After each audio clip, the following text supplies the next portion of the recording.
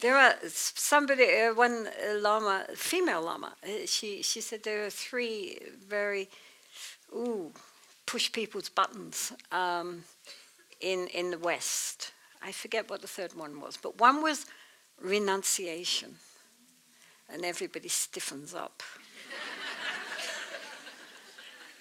Renunciation, surrender, that's another one. And I forget what the third one was. Discipline? Maybe. I forget. I can't. You could tell me and it could be true. I forget what the third one is. Was it discipline? Might be, yeah. Anyway, there are these three words which are red signals in the West. Everybody wants liberation, but, they want to take it all with them at the same time. And so the Buddha said, categorically, this grasping, clinging mind based on ego is the cause of our dukkha. So, the more we learn to let go, inwardly, open up, be more accepting, more content, more appreciative, and less centered on all our egoic conceptions and desires and ambitions, the happier we will be. Recently I was dealing in California, because I thought this is a great place to do this. There's this text called the Terigata, which is about, it's these verses written, well, not written, but passed down from the time of the Buddha by nuns.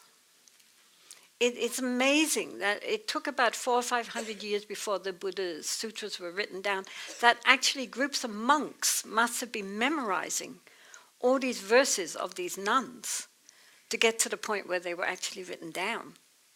But they are nuns from the time of the Buddha. Many of them, most of them, I think all of them maybe must have met the Buddha. And some of them became nuns because of meeting the Buddha. Anyway, they all eventually attained to liberation.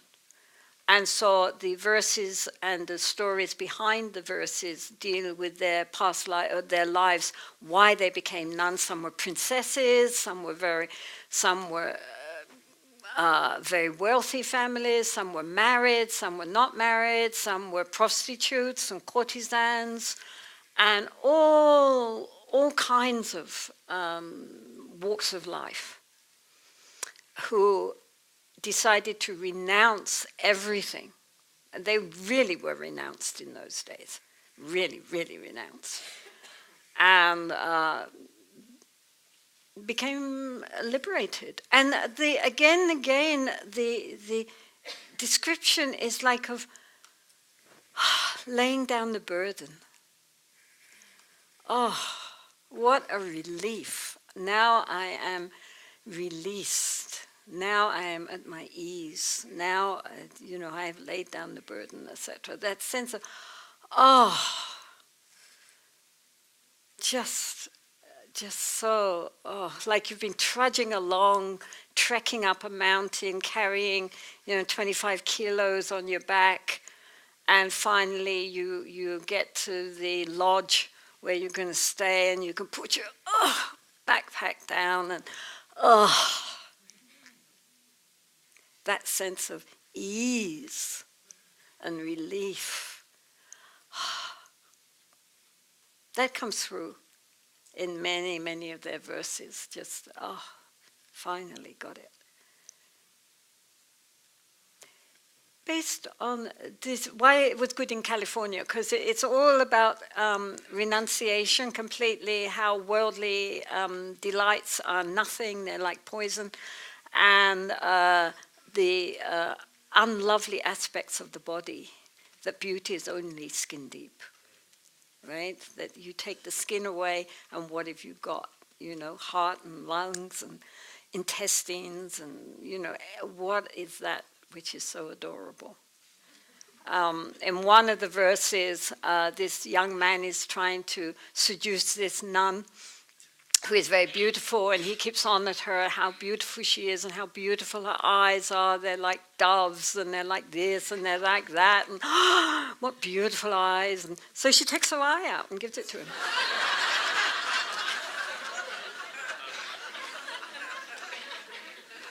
There you are.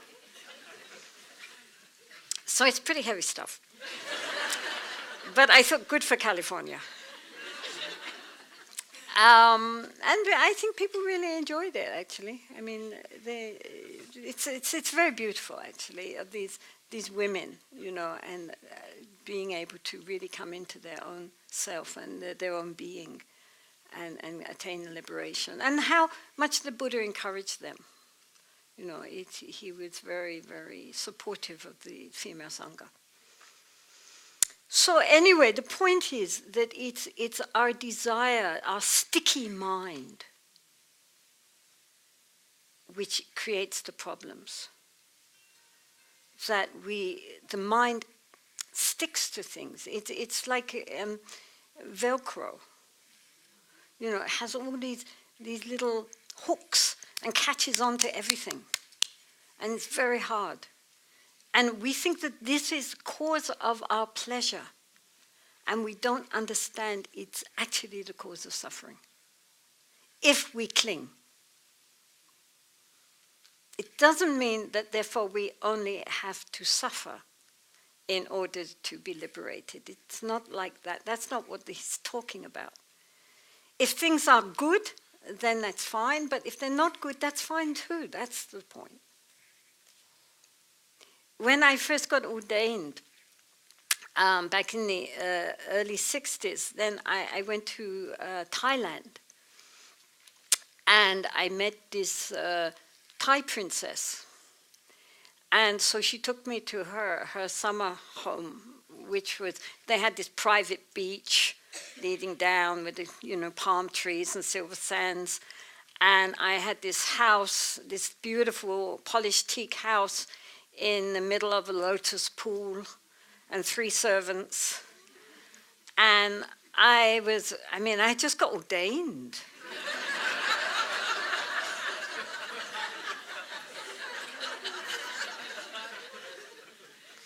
So I said to the princess, I don't feel comfortable about this. And she said,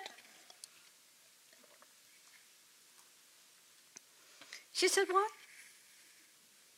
You didn't ask for it? It's come to you? It's not going to last forever? When things are nice, that's good. And when things are not nice, that's okay also. She's my teacher. She was a lovely, lovely woman. But it's true. So, the Buddha was invited for banquets, the most delicious food they could give, and he went for the banquet. But also, when there were no banquets, he wandered around the street getting scraps from the householders. All the same. Didn't worry him.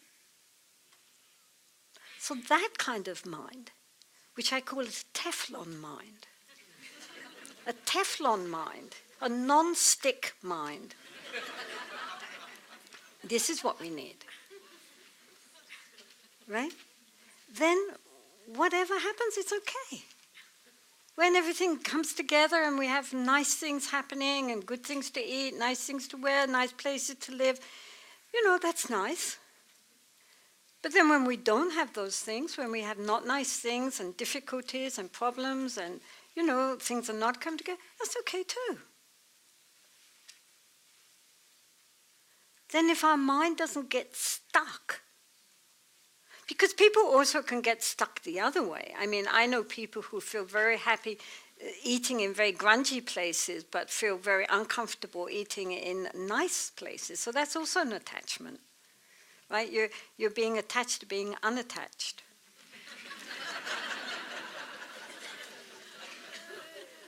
So what we need is to have a mind which doesn't get stuck anywhere, and that whatever happens, it's okay. So if we get what we want, that's nice, but if we don't get what we want, that's okay too, no problem. The problem is not whether we get or we don't get, but how open we are to the situations as they come. It's this grasping mind that wants things the way I want them. Everybody has to agree with me, and things have to go how I want them, and I have to get what I want. The more we get into that kind of mindset, the more we suffer. Whereas if we're open to whatever is happening and arising and leaving, recognizing everything is impermanent, nothing lasts forever, including ourselves, then there's no problem. We are the problem. We blame other people, we blame outer circumstances. But the good news is that we are the problem. Because we cannot change others, but we can change ourselves.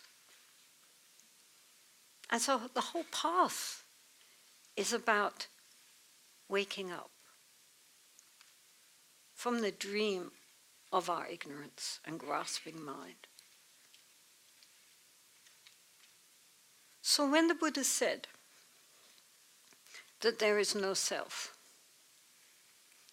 there is no Atman, he didn't mean that we don't exist at all, otherwise who will be liberated? But we tend to identify with all the wrong things. This is why we suffer. Because the very ego, which we identified with this sense of I, when we look for it, can never be found.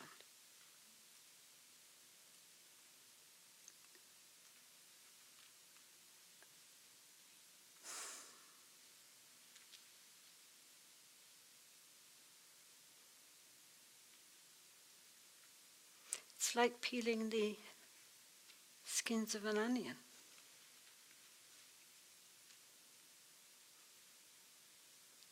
Layer after layer after layer. But there's no core.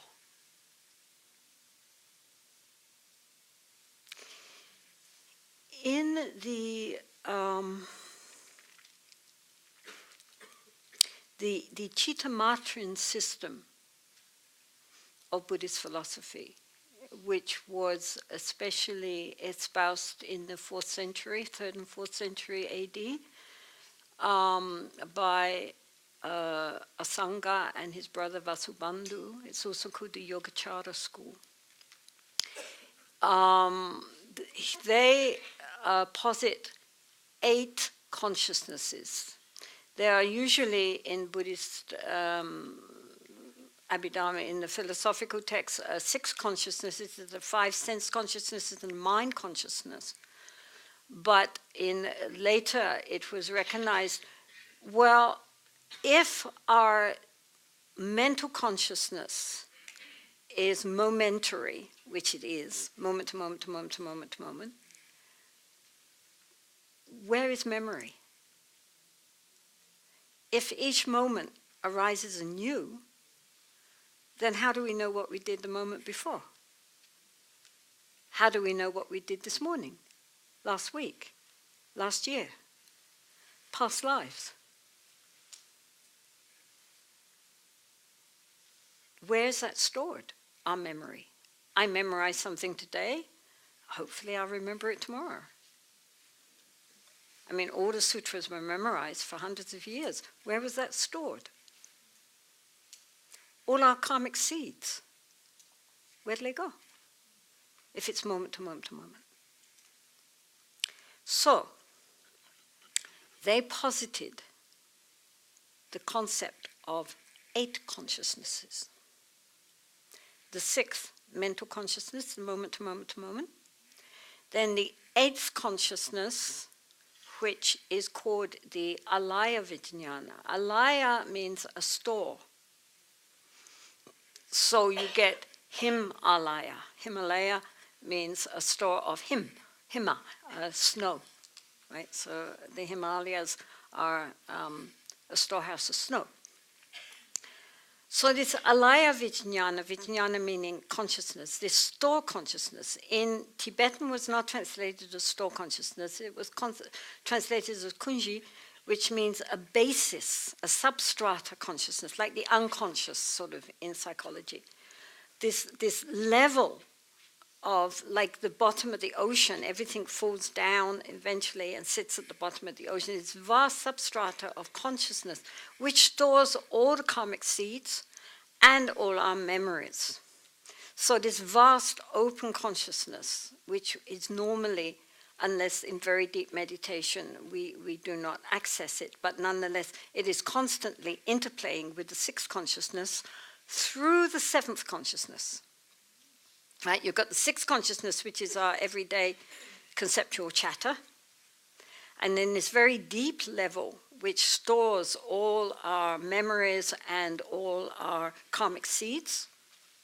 And in between that, so here's the mind consciousness, here's the alaya consciousness, and intercepting between those are the 7th consciousness. Now this 7th consciousness is called the Krishna Mano Vijnana, which means the afflicted mental consciousness, the 7th consciousness. And that is said to be where the idea of an ego consciousness exists. It links between the surface consciousness, which after all is moment to moment to moment, so where's the ego, and the deep substrata consciousness.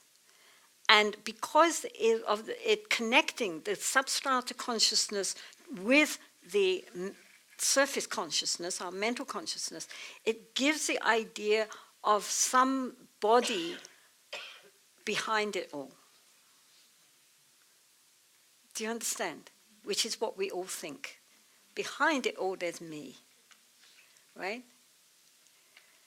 And so from the point of view of the Chittamatra school, the Yogacara school, that is how it comes, that we get this mistaken idea that there is somebody behind it all running the show.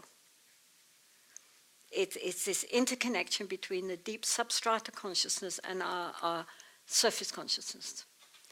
And it's called a Klishta Manovijnana, an afflicted mental consciousness, because it's combined with ignorance. We think that this is something, this is me, this is the ego.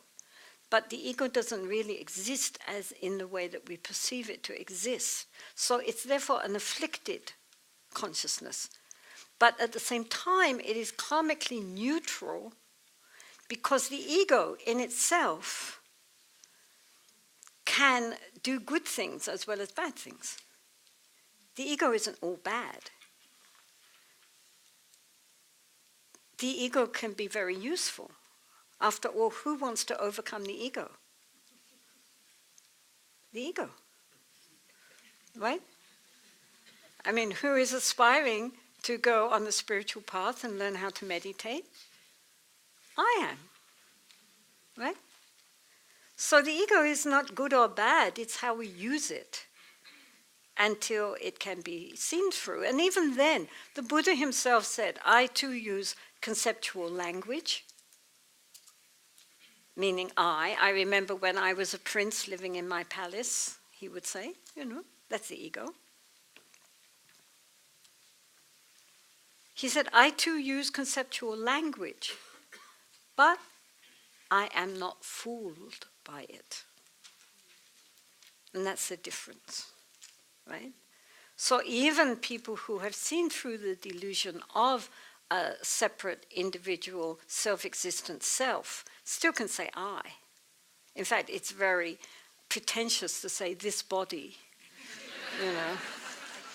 right.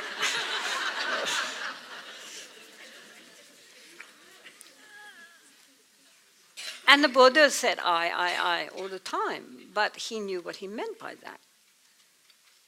So, I mean, that's the point. The ego, in the beginning, I mean, also in Buddhism, when one starts to meditate, for example, the practices on loving kindness and compassion are sent first to ourselves and then to others, people we love and people we don't love. But we start with ourselves. Well, we're obviously sending it to our ego to make our sense of self healthy and well balanced in order to walk the path towards the dissolution of the ego. In order to dissolve the ego, we need a healthy ego. Right? If we're psychologically very disturbed, or we have very low self-esteem, it's very hard to walk the spiritual path. It needs to be very courageous. Courage, strength is very much praised. Self-confidence, the belief that we can do. So first we bolster, and then we dissolve. Right? First we create a healthy sense of self, because if we have a healthy sense of self, we don't have to think about ourselves. If we have a very unhealthy sense of self, then we're always thinking me, me, me, me, me. Anyway, be that as it may. So this, the underlying cause of our suffering is our grasping mind, which is based on our ignorance about our true nature. It causes a lot of suffering. You can say it all the time. The more we are attached, the more we suffer.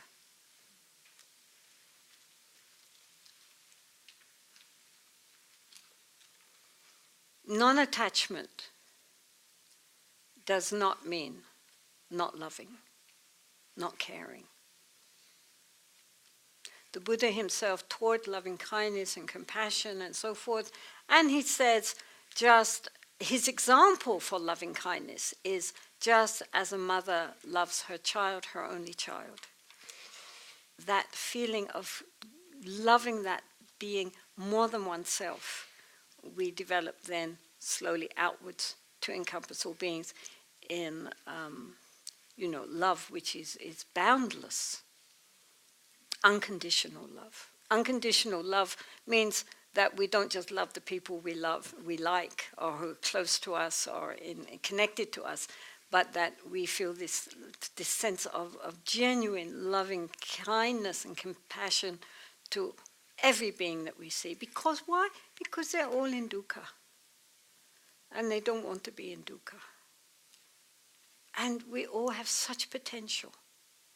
And we don't recognize it because we are identified with our little ego, which is the cause of our suffering.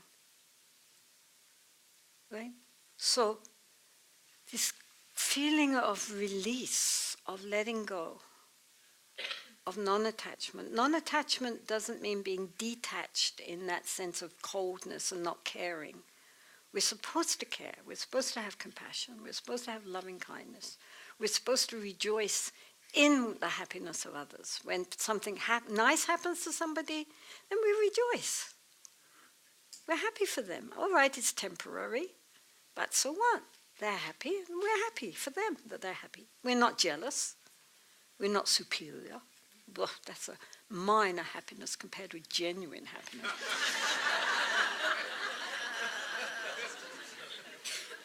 It's not like that. It's not like that. But it's not a clinging. It's not a Velcro emotion. It's not this, it really is an open, spacious love, which allows and accepts.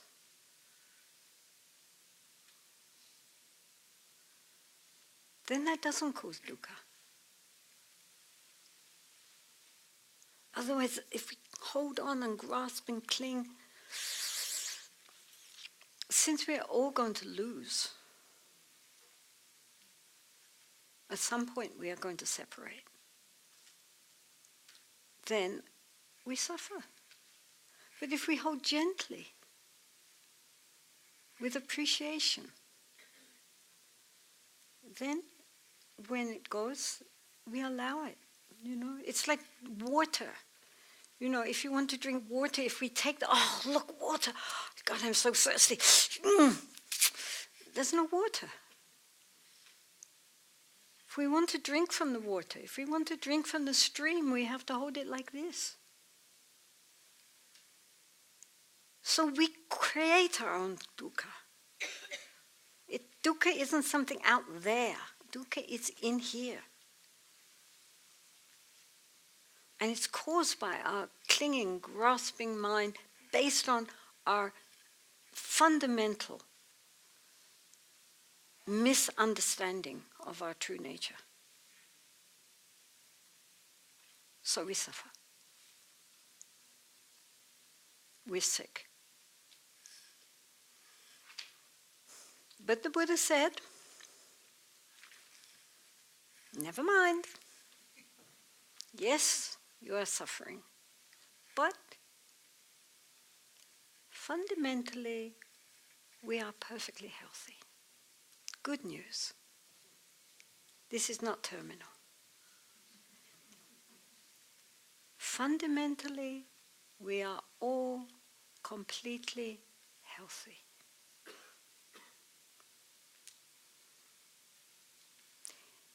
This health has many different names in different schools of Buddhism. One which you all know, of course, is nirvana. Nirvana is the flip side of samsara. It's not a place out there. It's a state of liberation of the mind to recognizing our true nature. The Buddha called it the deathless, the unborn, the unconditioned. He said if there was no unconditioned, there would be no freedom from the conditioned, but there is the unconditioned. There is the deathless state. There is nirvana. In the Mahayana schools, that was called also Buddha nature.